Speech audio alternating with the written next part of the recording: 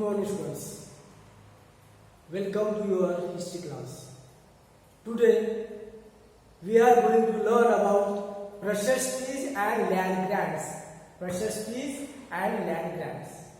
Prashastis contain details that may not be literally true, but they tell us how rulers wanted to depict themselves as valiant, victorious warriors. For example, these were composed by learned Brahmins who occasionally helped in the administration.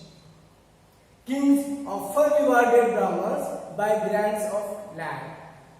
These were recorded on copper plates, which were given to those who received the land. Unusual for the 12th century was a long Sanskrit poem containing the history of kings who ruled over Kashmir. It was composed by an author named Kallana. So Kallana, he was the court poet and he wrote a poem on Kashmir king, the king of Kashmir. It was composed by an author named Kallana. Kallana, Billana also. He used a variety of sources including inscriptions, documents, eyewitness accounts and earlier histories. To write his account, he used all these resources. Unlike the writers of Prashasti, he was often critical about rulers and their policies. So you know that in Prashastis, court poet, they write only good things of the king, not bad king. Okay. So these Prashastis, it is not authentic because in the Prashastis only there is written bright side of the king, not dark side. So it is not authentic.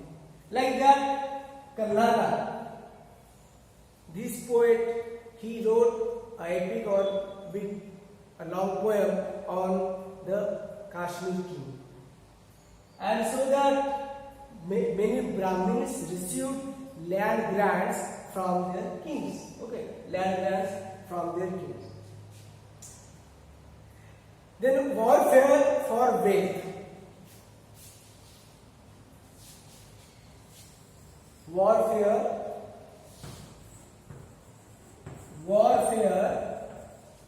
for wealth. Warfare. That first topic. Second, warfare for wealth. You may have noticed that each of these ruling dynasties was based in a specific region. At the same time, they tried to control other areas. One particularly prized area was the city of Kannauj in the Ganga Valley. For centuries, rulers belonging to the Gujara-Pratihara, Rashtrakuta and Pala dynasties fought for control over Kannauj.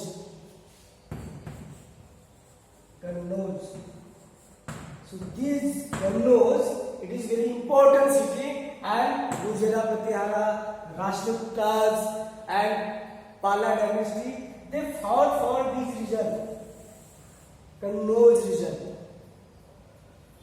They want to control over Kannauj because there were three parties in this long drawn conflict. Historians often describe it as the tripartite struggle. Tripartite struggle for the Kannauj.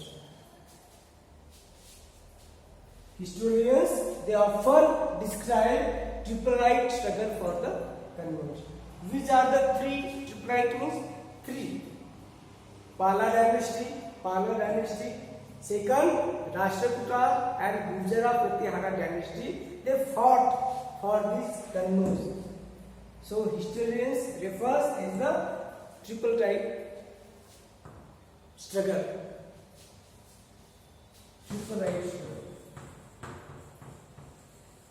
Tripartite struggle.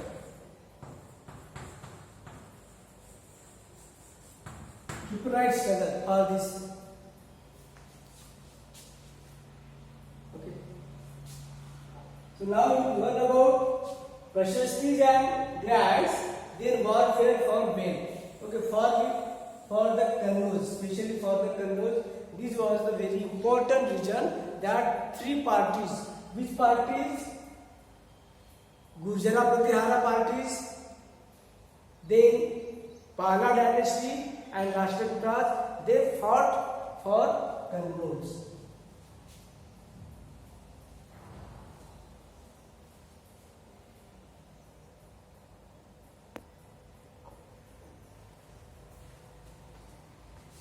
As we will see in page number 62 to 66. Okay, rulers also tried to demonstrate their power and resources by building large temples.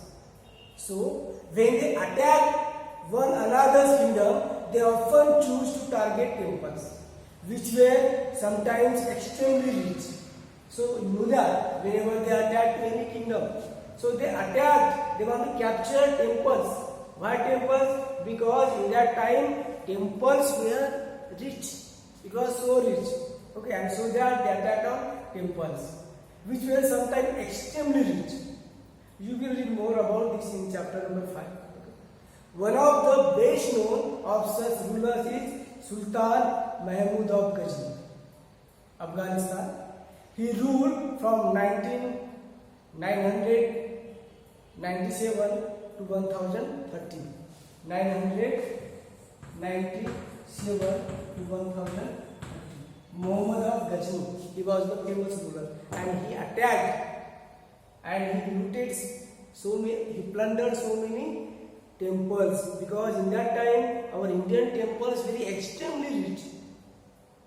He ruled from 997 to 1030, and he extended his control over parts of Central Asia, Iran and the northwestern part of the subcontinent. He raided the subcontinent almost every year. His targets were wealthy temples, including that of Somnath, where it is in Gujarat. Much of the wealth Mahmud carried away was used to create a splendid capital city at Ghazni. So Mahmud Ghazni, he plundered, he attacked many times, and he attacked on famous temples like Somnath in Gujarat, and then he attacked on that temple and he stolen wealth from that temple. Okay, because in that time the temples were extremely rich. So much of the wealth Muhammad carried away. Okay, and he created a splendid capital city at Ghazni. Sultan Mahmud was also interested in finding more about the people he conquered, and entrusted a scholar named Al-Biruni to write an account of the subcontinent. Al-Biruni, he was the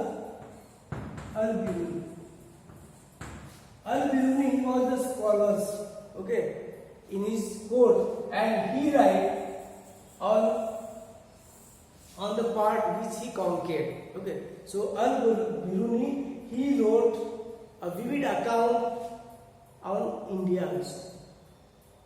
This Arabic work, known as the Kitab-ul-Hind, remains an important source for historians. So all this he wrote in Kitab-ul-Hind. Who write it?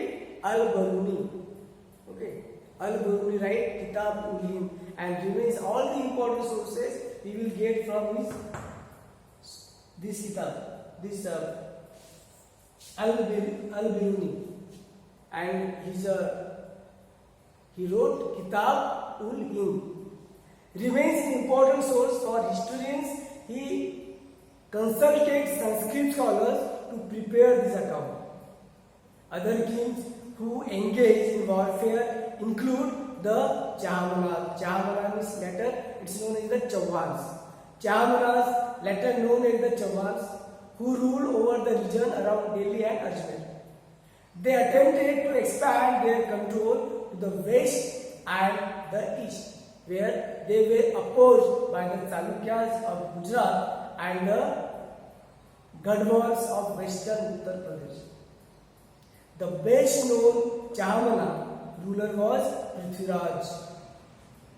After that, Chauhan dynasty, Chahamana dynasty, it is later known as a Chauhan dynasty. And the best known, famous ruler in the Chahamana dynasty or Chauhan dynasty, that was Prithviraj Chauhan, the legendary king Prithviraj Chauhan, who defeated an Afghan ruler named Sultan Muhammad Ghori in 1991, but lost to him the very next year in 1992. In 1991 and 1992. In 1991, there was a battle between Prithviraj Chauhan and Sultan Muhammad Ghori.